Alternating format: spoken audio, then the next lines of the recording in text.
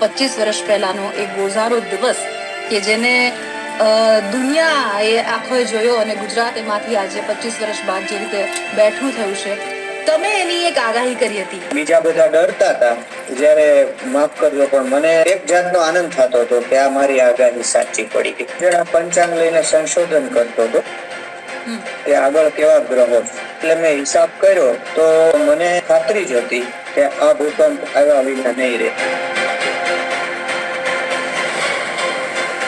2026-27 જો વાત કરીએ, બહુ બધા દેશો યુદ્ધની તૈયારી કરી રહ્યા છે. આગળ ઉપર વિશ્વ અણુયુદ્ધ તરફ જઈ રહ્યું છે, એટલું હું તમને કહી શકું છું. અને અમેરિકા ઉપર અણુબોમ્બનું જોખમ છે. આજે સમગ્ર દેશ 77મો ગણતંત્ર દિવસ ઉજવી રહ્યો છે. આપ સૌને પણ આપણા ભારત વર્ષના આ 77માં પ્રજાસત્તાક પર્વની ખૂબ ખૂબ શુભકામનાઓ. નમસ્કાર, હું છું આપની સાથે બંસી રાજપૂત. આપ જોઈ રહ્યા છો TV 13 ગુજરાતી ડિજિટલ. અને આજે ખાસ આપણે જ્યારે પ્રજાસત્તાક દિવસ અને આ પર્વની ઉજવણી કરી રહ્યા છીએ, સમગ્ર વિશ્વ સમક્ષ આપણું જે ભારત વર્ષ છે તે પોતાની જે શક્તિ પ્રદર્શન છે, પોતાની જે સંસ્કૃતિ છે, કલ્ચર છે આપણું, એની આપણે ઝાંખી કરી રહ્યા છીએ. ત્યારે આપણે 25 વર્ષ પહેલાની એ જે ગોઝારી ઘટના ઘટી હતી, જે ભૂકંપ નો સામનો ગુજરાતે સામનો કર્યો હતો, અને એમાંથી આજે ગુજરાત ફરી એકવાર એક નવા ઇજન સાથે ઊભું થયું છે. ત્યારે કહેવાય છે ને કે ઘાવ રહી જાય છે પણ નિશાન ક્યાંક ને ક્યાંક રહી જાય છે. એ જ 25 વર્ષ વિશે આપણે આજે વાત કરવી છે. અને એ સમયે જેમણે આ પ્રકારનો એક ભૂકંપ આવશે તેવી સચોટ આગાહી કરી હતી તેવા જ્યોતિષકાર છે જયપ્રકાશ માઢક આપણી સાથે આજે જોડાશે. અને એની સાથે આપણે એ ગોઝારા દિવસની જે તમામ વાતો છે તે આજે આપણે કરીશું. જયપ્રકાશભાઈ, સ્વાગત છે આપનું. નમસ્કાર. તો જે રીતે આજે આપણે 77મો આપણો પ્રજાસત્તાક પર્વ ઉજવી રહ્યા છીએ, પરંતુ આપણે થોડું મારે પાછળ જવું છે અને 25 વર્ષ પહેલાનો એક ગોઝારો દિવસ કે જેને દુનિયાએ આંખોએ જોયો અને ગુજરાત એમાંથી આજે 25 વર્ષ બાદ જે રીતે બેઠું થયું છે, તમે એની એક આગાહી કરી હતી ભૂકંપની. એ સમયની કયા મતલબ એવા સમીકરણો હતા, એવી શું તમારી મનસ્થિતિ હતી કે આ વાત સામે આવી હતી, એના વિશે જાણવા માંગુ છું. જ્યોતિષ છે ને મારો આમ રસનો વિષય. એટલે આ જે ભૂકંપ આવ્યો એ 2001માં આવ્યો કચ્છની અંદર, ગુજરાતમાં. એ પહેલા પણ મારી વરસાદની આગાહીઓ વગેરે ફૂલછાપમાં અને એ બધી પ્રગટ થતી. એટલે હું જરા પંચાંગ લઈને સંશોધન કરતો હતો કે આગળ કેવા ગ્રહો છે. એમાં અચાનક મારા ધ્યાનમાં એવું આવ્યું કે આ મંગળ જે છે એ વૃશ્ચિક રાશિમાં આવશે અને શનિની બરાબર ઓપોઝિશનમાં આવવાનો છે 3 ફેબ્રુઆરી. તો આ તો ભૂકંપ કરે એવા ગ્રહો છે. અને મારો એવો અનુભવ હતો કે મંગળ જ્યારે પણ રાશિ બદલે એને 8 દિવસ ફળ આપે, 8 દિવસ અગાઉ ફળ આપે. એટલે મેં હિસાબ કર્યો તો મને એવું લાગ્યું કે 26મી જાન્યુઆરી પ્રજાસત્તાકના દિવસે જ બરાબર ભૂકંપ આવેલો છે. એ વખતે ભૂકંપ નવી વસ્તુ હતી, આજથી 25 વર્ષ પહેલા. એ ભૂગોળના પાઠ્યપુસ્તકમાં જ લગભગ બધા ભણતા, અને આજકા બહુ દુનિયામાં ઓછા આવતા. બિલકુલ. એટલે કોઈને આમ બહુ મહત્વનું નહીં લાગ્યું હોય એવું લાગ્યું. સરકારને પણ એમાં ખાસ કઈ ધ્યાન આપવા જેવું નહીં લાગ્યું. બસ પણ મને ખાતરી જ હતી કે આ ભૂકંપ આવ્યા વિના નહીં રહે. અને જો ન આવે તો કદાચ મારી પર માછલા પણ ધોવાય, પરંતુ આગાહી કરવી જરૂરી હતી. એટલે મેં કરી. આ 25 વર્ષ પહેલાની વાત છે, અને ત્યારે કદાચ આટલા બધા એ ભૂકંપ પછી કદાચ તમારા નામની ચર્ચા પણ વધારે થવા લાગી. પરંતુ એ સમયે તમારા જે મિત્ર વર્તુળો છે કે તમને જ્યારે તમારું ગણિત આ કહી રહ્યું હતું કે આવું કશું દેખાઈ રહ્યું છે, તમે કઈ રીતે લોકોને અવેર કર્યા હતા, તમારા જે આસપાસના લોકો હતા એને? હા, એમાં મેં બધાને કીધેલું અને બધાએ વાંચેલું ખરું કે આ તારી આગાહી છે એવું કીધેલું. હવે એ દિવસે હું એકલો ઘરે હતો. મેં મારા મિત્રોને બધાને કહી દીધેલું કે આવી રીતે મને આવું લાગ્યું છે. એટલે તમે તો જાણો છો કે લોકો તો કેટલાક ગંભીરતાથી લે, કેટલાક ન પણ લે. પણ મેં વાતમાં બધાને વાત કરી દીધેલી. હું એકલો ઘરે હતો અને અરીસામાં માથું વળાવતો હતો. એ વખતે હું યુવાન હતો અને હું રાહ જોતો હતો કે આજે ભૂકંપ આવશે કે નહીં આવે, અને જો મારી આગાહી ખોટી પડશે તો મને લોકો કદાચ પાગલ પણ ગણે. તો એવી રીતે હું અરીસામાં માથું વળાવતો તો એ દરમિયાન એક ભયંકર ધ્રુજારી નો અવાજ મેં સાંભળ્યો. બરાબર. એટલે એ અવાજ સાંભળીને પાડોશીઓને બધાને એમ લાગ્યું કોઈ જેસીબી કે એવું નીકળ્યું હશે, પણ મારા મનમાં તરત લાઈટ થઈ ગઈ કે આ મેં કીધું તો એ ભૂકંપ જ આવ્યો છે.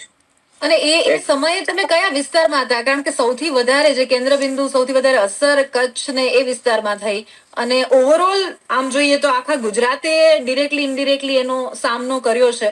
અને મતલબ કહેવાય ને કે આફ્ટર ધેટ, કારણ કે તમે ઓલરેડી આગાહી કરી દીધી હતી અને આવી એક ઘટના ઘટી, તે પછી શું થયું? એટલે એ વખતે હું અમરેલી જિલ્લાના લીલિયા ગામમાં રહું છું, ત્યાં જ હતો. બરાબર. ઓકે. અને એ પણ મને ખબર હતી કે આ ભૂકંપ કચ્છમાં આવશે. એનું કારણ છે કે આગળ જે ગ્રહણ થયેલું એનો રૂટ એ હતો, કચ્છ થઈને એનો રૂટ હતો. અને પછી તો ટાઈમ્સ ઓફ ઇન્ડિયાએ પણ એ આખો રૂટ છાપેલો, રાજકોટ ટાઈમ્સ ઓફ ઇન્ડિયાએ, કે ભાઈ આ જે ગ્રહણનો રૂટ હતો એમાં જ આ ભૂકંપ આવ્યો છે વધારે. તો હા, તો એ ભૂકંપ આવ્યો એટલે હું સમજી ગયો કે આ ભૂકંપ છે. એટલે હું દોડીને બહાર નીકળ્યો. ત્યાં મેદાન હતું, ત્યાં આજુબાજુ બહુ વસ્તી નહોતી. અમે લોકો એ જગ્યાએ રહેતા હતા કે ઘણી બધી ત્યાં અવકાશ હતો. એટલે રીતસર થાંભલાઓ ધ્રુજતા હતા, ઘર ધ્રુજતું હતું, અને બીજા બધા ડરતા હતા. જયારે માફ કરજો પણ મને એક જાતનો આનંદ થતો હતો કે આ મારી આગાહી સાચી પડી ગઈ. અને બીજા બધા ભયંકર રીતે ડરતા હતા. તો સુખ દુઃખ છે એ આપણા પ્રારબ્ધને આધીન છે.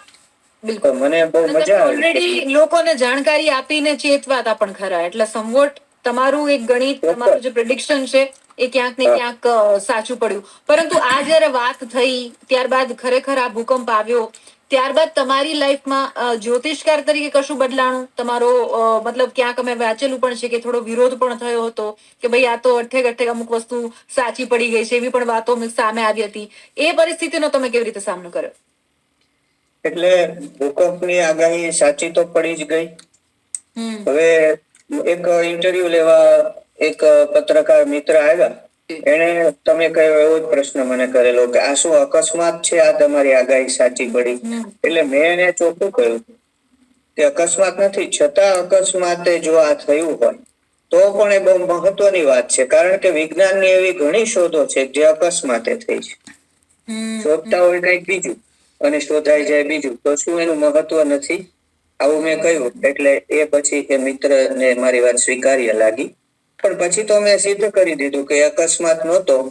કારણ કે પછી તો મેં અસંખ્ય ભૂકંપની આગાહીઓ કરી, અસંખ્ય આગાહીઓ મેં અકસ્માતોની કરી કે ટ્રેન અથડાશે, 2 પ્લેન અથડાશે, અને એ તારીખોમાં વિમાનો પણ અથડાયા હોય. એ બધા રેકોર્ડ્સ મારી પાસે છે. આજે આખો જે અભ્યાસ, અને ખાસ કરીને તમે જે ભૂકંપની વાત કરી કે આપણે 2001 ની અંદર આ ભૂકંપ આવ્યો હતો, આંકડાકીય દ્રષ્ટિએ જોઈએ, ગ્રહો નક્ષત્રોની જે પરિસ્થિતિ હતી એ સમયે, એની દ્રષ્ટિએ જોઈએ, એ કેવા હતા? ત્યારે વૃશ્ચિક રાશિમાં પ્લુટો એટલે યમ હતો. અને એમાં મંગળ 3 ફેબ્રુઆરી એન્ટર થવાની તૈયારીમાં હતો. એના 8 અને સામે શનિદેવ હતા વૃષભ રાશિમાં. એટલે પ્લુટો, મંગળ અને શનિનો ઓપોઝિશન થવાનું હતું. મેં કહ્યું કે ભલે 3 ફેબ્રુઆરી આવવાનો હતો મંગળ પ્લુટોની સાથે, પણ એ 8 દિવસ વહેલા રાશિ પ્રવેશનું ફળ આપે છે. એટલે જાણે કે શનિ મંગળનું ઓપોઝિશન થઈ ગયું. 3 ફેબ્રુઆરી માંથી એટલા દિવસો મેં બાદ કર્યા, એટલે 24 જાન્યુઆરી આવી અને બરોબર પ્રજાસત્તાક દિવસ હતો. એટલે બધાને યાદ રહી જાય એવો દિવસ આવ્યો.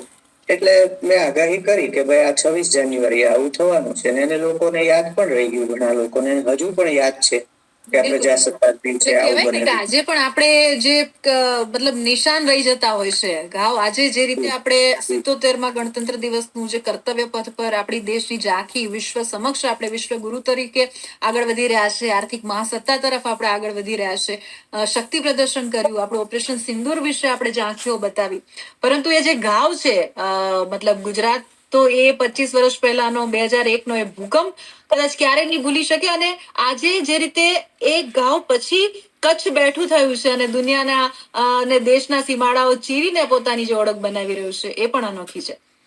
બરાબર છે. તો હવે આ વર્ષની જો આપણે ખાસ કરીને વાત કરીએ 2026 ની, અને આગામી સમયમાં પણ મતલબ આ વર્ષ ઓવરઓલ કેવું રહેશે, દેશ દુનિયા માટે કેવું રહેશે, આની પહેલા પણ આપણે જે રીતે વાત કરી એ રીતનું તમામ વસ્તુઓ મોટા ભાગે થઈ છે. પ્લેન ક્રેશની દુર્ઘટના, ટ્રેનો અથડાઈ છે, ઉપરથી તમે અંગારા વરસવાની વાત કરી હતી એ પણ થયું, વિમાન ક્રેશ થયું છે. આ વર્ષ માટે તમે લોકોને કઈ રીતે સાવચેત કરશો, શું આગાહી કરશો? શનિ મંગળના સંબંધોને કારણે ચૈત્ર વૈશાખમાં ભૂમધ્ય રેખાની ઉપરના દેશોમાં મને એક ભીષણ ભૂકંપ આવવાની સંભાવના દેખાય છે. ચૈત્ર વૈશાખ, આપણું જે ગુજરાતી ચૈત્ર વૈશાખ કહેવાય એની અંદર, અને ખાસ કરીને ધૂળેટી આસપાસ એક ભૂકંપ આવી શકે છે મોટો. એ ભૂકંપ આ જે ભૂકંપો એવા હશે કે જે ટીવી ની અંદર તમને જોવા મળશે હેડલાઇન તરીકે, ટીવીમાં, અખબારોમાં. નાના ભૂકંપોની આગાહી બેનું કરતો જ નથી, કેમ કે એ તો આવતા જ રહેતા હોય છે, સામાન્ય છે. અને એ કઈ આગાહી ન કહેવાય, એ તો સામાન્ય વસ્તુ છે. પણ હું જે આગાહી કરી રહ્યો છું એ મોટા ભૂકંપની વાત કરી રહ્યો છું. તો હાલ તુરંત મારા અભ્યાસ પ્રમાણે આટલું હું તમને કહી શકીશ. કોઈ તમે પર્ટિક્યુલર એરિયા કે દેશ કે એના વિશેનું નામ આપી શકો? જો બેન, કેટલીક મર્યાદાઓ એટલા માટે કેટલીક છે કે લોકો ડરી જાય, બરાબર છે. પણ હવે તમે કહો છો તો હું કહું છું કે આપણા ભારતની અંદર 61% ભૂમિ છે એ ભૂકંપગ્રસ્ત છે. ત્યાં ભૂકંપ આવવાની બહુ સંભાવના છે. અને હમણાં તો હિમાલય ક્ષેત્રને ઝોન 6 માં મૂકવામાં આવ્યો છે, અને ત્યાં એક ભૂકંપની ઘણા સમયથી વૈજ્ઞાનિકો પણ રાહ જોઈ રહ્યા છે. હું એમ માનું છું કે હું જે ભૂકંપની વાત કરી રહ્યો છું, હમણાં મેં જે તારીખ કે તિથિ બતાવી, તો એ ભૂકંપ આપણે જે 7 સિસ્ટર્સ કહીએ છીએ એ રાજ્યો, ઉત્તર પૂર્વના રાજ્યો, પૂર્વના રાજ્યો અને ઉત્તરાખંડ, એટલે કે જમ્મુ કાશ્મીર, ઉત્તરાખંડ, ત્યાં ભૂકંપ આવવાની સંભાવના રહેલી છે. પ્રભાવિત થઈ શકે. આગામી જે વર્ષો છે, ખાસ કરીને 2026-27 ની જો વાત કરીએ, સમગ્ર દેશ અને વિશ્વ માટે, કારણ કે એક તરફ આ બાજુ ગ્રીનલેન્ડ કે એની જીદમાં ડોનાલ્ડ ટ્રમ્પ છે એ પણ યુદ્ધની તૈયારી કરી રહ્યા છે, બહુ બધા દેશો વચ્ચે, અને એ તમામની વચ્ચે એક મિત્ર રાષ્ટ્ર તરીકે ભારત છે તે અનેરી જ એક કહેવાય ને કે રીતે આગળ વધી રહ્યું છે. તો સમગ્ર વિશ્વ ઉપર ભારતની અસર અને ઓવરઓલ આ જે અસર છે એના વિશે જો કશું કહી શકો તો. જી બેન, વાત આપની સાચી છે. બધાની મનોવૃત્તિ ઝઘડાળુ થઈ ગઈ છે. બાદવા વાળો આવી મનોસ્થિતિની અંદર આવી ગયા છે. ડોનાલ્ડ ટ્રમ્પ પણ ઉગ્ર છે, ઈરાન પણ ઉગ્ર છે. ગ્રીનલેન્ડ પ્રશ્ન યુરોપ પણ અમેરિકા સામે થઈ ગયું, ન થાય એવું થઈ ગયું, નહીતર એ તો બે એક જ હોય. બિલકુલ. અને યુક્રેન રશિયાનું તો ચાલે જ છે, એમાં હજી સમાધાન ક્યાંય દેખાતું નથી. એટલે હા, મારું એવું માનવું છે કે દેવતાઓએ આ બધાની બુદ્ધિ બગાડી નાખી છે, કારણ કે હવે દેવતાઓ વિનાશ ઈચ્છે છે ને ભારતનો ઉત્કર્ષ ઈચ્છે છે. અને આ અટકવાનો નથી આ વિનાશ. ઈરાન શું કરે નક્કી નથી, એની પાસે સબ કોન્ટિનેન્ટલ મિસાઇલો પણ છે, જે આંતરદ્વીપીય બીજા દ્વીપની અંદર પણ પહોંચી જાય. સંભવ છે કે એની પાસે અણુબોમ્બ હોય, ને ન હોય તો રશિયા ને ચીન પણ આપી દે એમ છે. તો એ પૂરેપૂરો સામનો અમેરિકાનો કરશે. જો અમેરિકાની પ્રયત્ન એ છે કે ખોમેનીને એમને ખસેડી દેવા અને કોઈ એવી લીડરશિપ ઉભી કરી દેવી, એટલે એ દગો કરી દે ખોમેની સાથે અને પોતે આવી જાય. પણ હાલ તુરત એવું લાગતું નથી. હાલ તુરત પૂરો સામનો થયો લાગે. સમાધાન કરવું હોય તો રશિયા અને ચીન થવા દે એમ નથી. એટલે મને તો બહુ વિકટ પરિસ્થિતિ લાગે છે. અમેરિકા પણ ઘાતક હુમલો કરશે. પહેલા કરતા જૂનમાં કર્યો તો એના કરતા મોટો ઘાતક હુમલો થઈ શકે છે. સમાધાન ઇઝરાયલ ઈરાન નું કોઈ દિવસ અમેરિકાનું થાય નહીં. એની દુશ્મનાવટ છે, નેચરલ છે. અને આગળ ઉપર વિશ્વ અણુયુદ્ધ તરફ જઈ રહ્યું છે. એટલું હું તમને કહી શકું છું. અને અમેરિકા ઉપર એ અણુબોમ્બનું જોખમ છે. આ જોખમ 100% છે. અણુશસ્ત્રો બધાના હાથમાં આવી ગયા છે. ક્યાંથી ક્યાં પહોંચી જાય. અત્યારે પાકિસ્તાન પાસે અણુશસ્ત્રો છે. ક્યાંથી ક્યાં પહોંચે આ ઇસ્લામિક બોમ્બ એનું કઈ નક્કી નથી. એટલે મને તો આ મોટો સમજે નહીં ને પોતાની જીદ પર અડ્યા રહેશે તો કોઈ જ સેફ નથી. એના ઉપર બુદ્ધિ બગડી ગઈ છે. આ 21મી સદીની અંદર પશ્ચિમમાં મોટે પાયે યુરોપમાં વિનાશ થવાનો છે અને મધ્ય પૂર્વમાં પણ મોટે પાયે વિનાશ થવાનો છે. જે દેશો અમેરિકાના સહકારમાં છે એ પણ આમાં ઝપટમાં આવી જશે. જે કુવેત છે, સાઉદી અરેબિયા છે, અને ન થવાનું બેન થવા જઈ રહ્યું છે. આ દુનિયાની અંદર મોટો વિનાશ થવા જઈ રહ્યો છે. ભારતમાં સુવર્ણ યુગ આવવાનો છે. ત્યાં સુધી દુનિયાની અંદર પ્રજા વચ્ચેની લડાઈ, પ્રજા રાજા વચ્ચેની અત્યારે વિદ્રોહો જોવો છો ને તમે, ઈરાનમાં ને બધે, ઇક્વાડોરમાં થયો, અમેરિકામાં એવું ચાલે છે.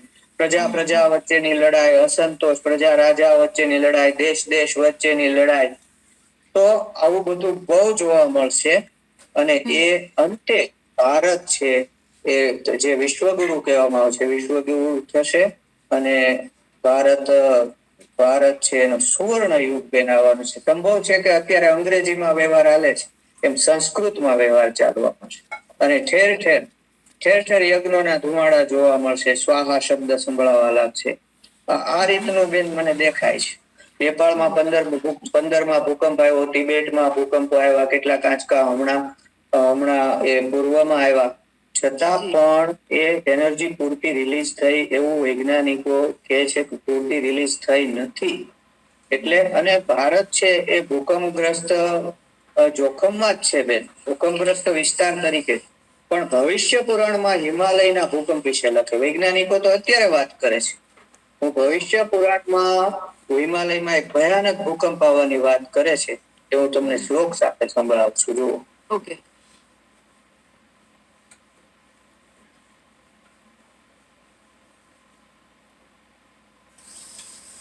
મધ્યાહન કાલે સંપ્રાપ્તે બ્રહ્મણો વ્યક્ત જન્મનઃ ચક્ષુષાંતરમેવાપી મહાવાયુર્બભૂવઃ તત્પ્રભાવેન હેમાદ્રિઃ કંપમાનઃ પુનઃ પુનઃ યથા વૃક્ષસ્તથૈવાસૌ તત્કંપાદેવ મંડલઃ નભસો ભૂતલે પ્રાપ્તસ્તદા ભૂમિઃ પ્રકંપિતા બભુવ મુનિશાર્દુલ સર્વલોક વિનાશિની સપ્તદ્વીપાः સમુદ્રાશ્ચ જલભૂતા બભૂવિરે લોકાલોકસ્તદા શેષો અભવત્સોત્તર પર્વતઃ. એનો અર્થ એવો છે કે સૂતજી બોલે કે અવ્યક્ત જન્મ બ્રહ્મા કે મધ્યાહન काल के समय, ब्रह्माना मध्याह्न कालना समये महावायु का प्रकोप प्रारंभ होगा, जिससे प्रभावित होकर हिमालय वृक्ष की भांति बार बार कांपने लगेगा. उसके कंपित होने पर वह वायुमंडल आकाश से पृथ्वी पर आएगा, जिससे पृथ्वी में भूचाल होने लगेगा. हे मुनि शार्दुल, उस भूचाल से समस्त लोगों का विनाश हो जाएगा. सातों द्वीप और समुद्र सभी जलमग्न हो जाएंगे. उस समय केवल उत्तर की ओर स्थित लोकालोक पर्वत ही शेष रहेगा. हे मुने, शेष भूमि के लय होने पर जबकि मनवंतर काल का भी विलयन हो जाएगा. उसके सहस्त्र वर्ष व्यतीत होने के उपरांत पृथ्वी भी जल मध्य में विलीन हो गई. तो आमा भविष्य पुराणમાં પણ હેમાદ્રીમાં એટલે કે હિમાલયમાં એક બ્રહ્માજીના મધ્ય આયુષ્ય વીતે એટલે કે 51મું વર્ષ બેસે ત્યારે મોટો ભૂકંપ આવવાની વાત કરી છે અને એ પૃથ્વીના પ્રલયનું કારણ બનશે. આ જે બેન હિમાલયમાં ભૂકંપ આવવાનો છે ને, વારંવાર જોવામાં આવ્યું ને, કંપિત વારંવાર થશે. અત્યારે વારંવાર કંપિત થઈ એવો ભૂકંપ આવશે કે જે 8 થી ઉપરનો હોય, 9 થી ઉપરનો હોય, 10 માં તો એનું માપ તો 10 નો તો કઈ હોતો નથી, પણ માપ 12 પણ હોઈ શકે. તો એ વૈજ્ઞાનિકો પણ બેન આ શક્યતા જોઈ રહ્યા છે. માત્ર હું નથી કહેતો, આ શાસ્ત્ર ભવિષ્ય પુરાણ પણ કહે છે કે આવો એક ભૂકંપ, પ્રલયકારી ભૂકંપ આવશે. જી આભાર, તમે અમારી સાથે જોડાયા અને બહુ જ સચોટ રીતે તમે બધી વાત કરી છે. અને અત્યાર સુધી આપણે જ્યારે વાત કરી છે, મને પણ હંમેશા તમારી પાસેથી કંઈક નવું શીખવા મળ્યું છે, કંઈક નવી વાત છે એ સામે આવી છે. અને બસ આ જ રીતે આપણે જોડાતા રહીશું. અત્યારે આપશો રજા. આજ